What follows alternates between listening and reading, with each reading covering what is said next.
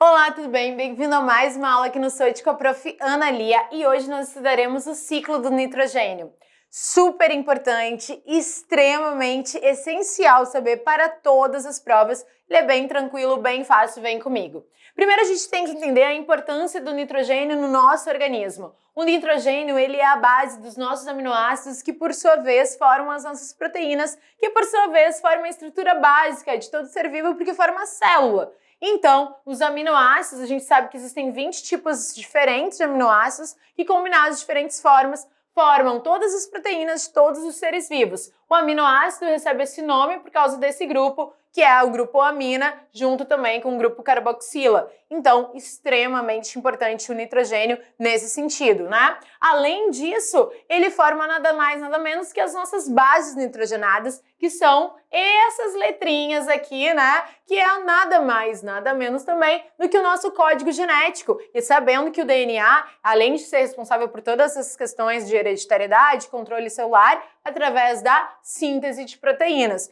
Então, nitrogênio é tudo. Bases nitrogenadas do DNA, aminoácidos, por favor, nitrogênio é essencial. E já adiantando, como nós, seres heterótrofos, conseguimos os nossos nitrogênios, nosso nitrogênio, através da alimentação de plantas ou de outros animais, né? E a grande questão é, ok, eu consigo meu nitrogênio a partir da alimentação, né? E aí eu consigo formar as minhas estruturas básicas celulares. Mas e as plantas? Como que pegam esse nitrogênio, assimilam esse nitrogênio? É o que basicamente a gente vai entender no estudo do ciclo do nitrogênio. Sabendo que o nitrogênio, ele é o quê? O gás mais abundante na atmosfera, compõe 78% do ar, né, que a gente tá aqui envolto, e esse nitrogênio, ainda que, né, numa quantidade bastante expressiva, a gente não consegue assimilar, a gente não consegue incorporá-lo simplesmente a partir da expressão, então pouco as plantas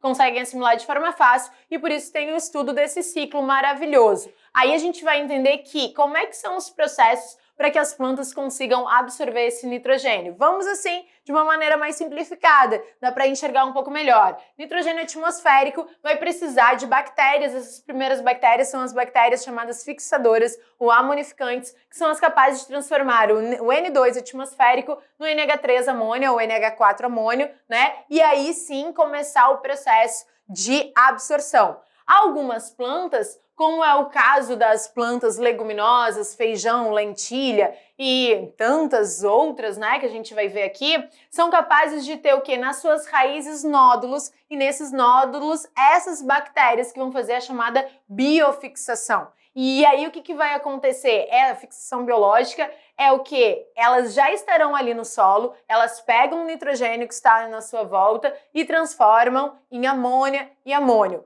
E o mais interessante de tudo, esse processo de amonificação, ela acontece, né? Porque essas bactérias, elas aproveitam esses nódulos, elas vão ter proteção, alimento e fornecer suprimentos. Muitas plantas leguminosas, elas conseguem pegar a própria amônia, ou amônio, na verdade, que a amônia ali vai reagir com água e vai virar o amônio, como suprimento de nitrogênio. Mas muitas outras plantas não vão conseguir a mesma coisa, mas vão precisar que a amônia esteja no solo, que se transforme em outros compostos para então ser assimilados, certo?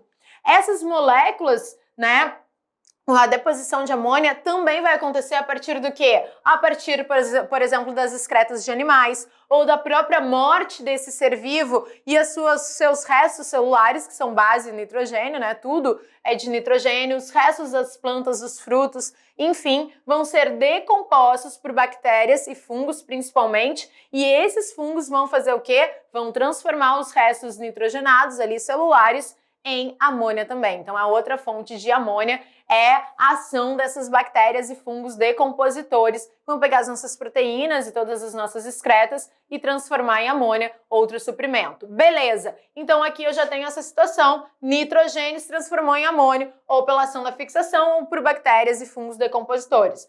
Agora, para essa amônia ser assimilada pelas demais plantas, ela precisa chegar ali na forma de uma molécula que se chama nitrato. E para isso, duas outras bactérias vão atuar. Nome dessas bactérias, ou as nitrosomonas, que transformarão a amônia em nitrito, NO2, ou as nitrobacters, que vão transformar o nitrito em nitrato.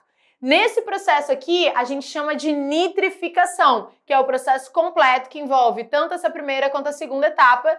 E aí, essa primeira etapa vai se chamar nitrosação, que é a amônia ou amônio se transformando em nitrito, e nitratação, o nitrito se transformando em nitrato. Não me adianta só o nitrito, porque as plantas ainda não conseguem assimilar.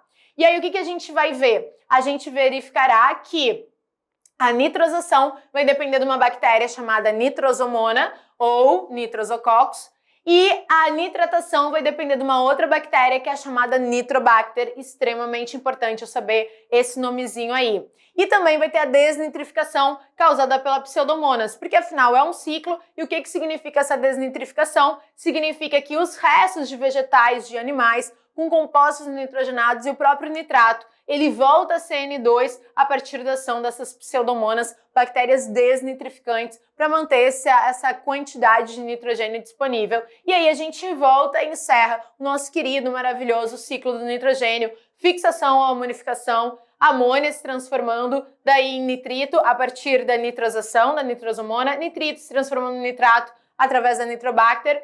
Esse nitrato incorpora na planta, a planta alimenta os animais, na morte desses seres, pseudomonas transformam esses restos nitrogenados em nitrogênio novamente. Espero que você tenha gostado, espero que você tenha entendido e até a próxima!